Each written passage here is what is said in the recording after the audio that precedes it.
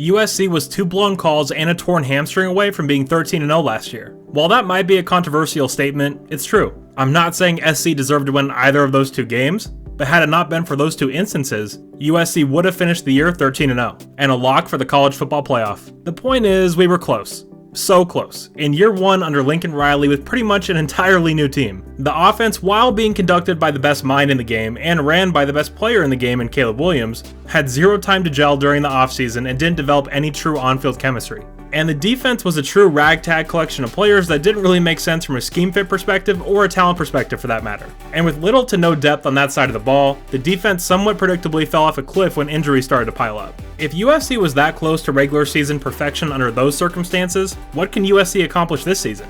My answer? Anything. So in today's video, we'll look at the 4 things that have to go right for SC to reach their potential and make it to the college football playoff and perhaps even win a national championship. All of that and more next.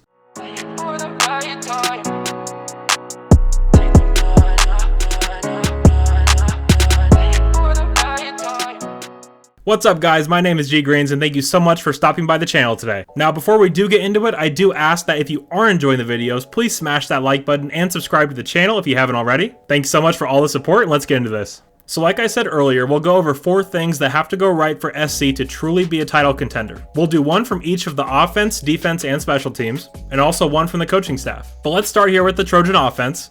Now this one is pretty obvious, but if this does not happen, I don't think SC can win a title. It's Caleb Williams' health. Caleb's the best player in America, we all know this. This team needs Caleb to be healthy. I mean, Caleb really messed up his hamstring in that Pac-12 title game, and you guys know how hammies can be. There's something that can be aggravated randomly and just be a real pain in the ass. So hopefully that's all squared away and taken care of. But obviously there's always the fear of something new happening. Caleb is just too elite of a player for that to happen. If Caleb does in fact stay healthy the entire year, that will send this team a long way to reaching their ultimate goal of winning a title. Next up here is the defense. And I obviously could have went a lot of different directions here, but the one thing that is an absolute non-negotiable is that SC has to have a very good to elite pass rush. The pass rush affects everything that the defense does. I mean, you have people in our fan base saying that our corners suck, when last year it seemed like they were having to cover guys for 8 to 10 seconds sometimes, way too often. I mean, that's just not doable, not in today's day and age of college football. And guys, look at both Utah games. SC got up early in those games.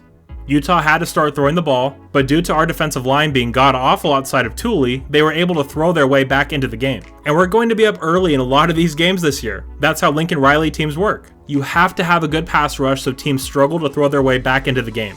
And the good news here is that I actually think we have high pass rush upside at every spot along the line this year. The depth at edge is fantastic. The interior depth is a tad worrisome, but those 2 guys up there in Baron Bars are sure to wreak some havoc. And the depth at defensive end is very good as well. So there are 0 excuses as to why our pass rush wouldn't be very good and even dominant at times. Alright, let's move to number 3 here with special teams, and I mean it's simply just get better. The USC special teams were a train wreck last year. Absolutely nothing personal, but Aiden Sleep Dalton is one of the worst punters I've ever seen at the Power 5 level. And if all of our field goals were 40 yards plus, Dennis Lynch would have won the Groza last year.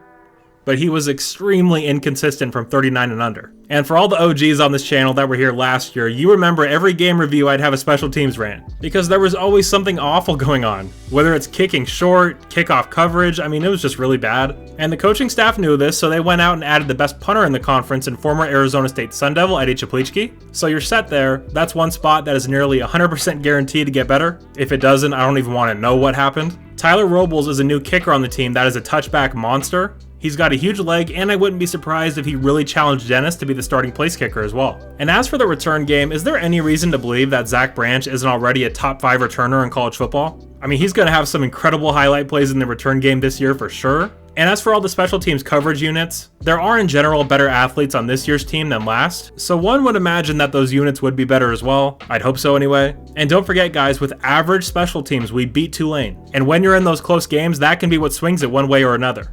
Alright, and let's finish here with the coaching staff. I think for USC to truly compete for a national title, Alex Grinch has to trust his players more. You have to trust Kalen Bullock to come down and line up man-to-man with Dalton Kincaid. You have to trust Rajon Davis to step up when Eric Gentry gets hurt. I mean, Shane Lee and Raylan Goforth were blowing coverages left and right last year. You've got to trust the kid in that spot. This has to happen this year. There are too many young and exciting options on the bench to keep struggling veterans in there. Alright, so to recap, my 4 things that have to go right for SC to win a title are Caleb Williams must remain healthy, the Trojan pass rush has to be really good to elite, special teams needs to improve in every single area, and Alex Grinch has to trust his players more. But guys, I would love to hear from you. Do you agree with my 4 things? And let me know any you have down below. But guys, that will do it for me today. If you did happen to enjoy this video, please do leave a like and subscribe to the channel if you haven't already. And if you do want to help support the channel in an even bigger way, you can do so over on my Patreon for only $1 a month. Thank you guys so much for all your support. You're all awesome, and as always, take care and fight on.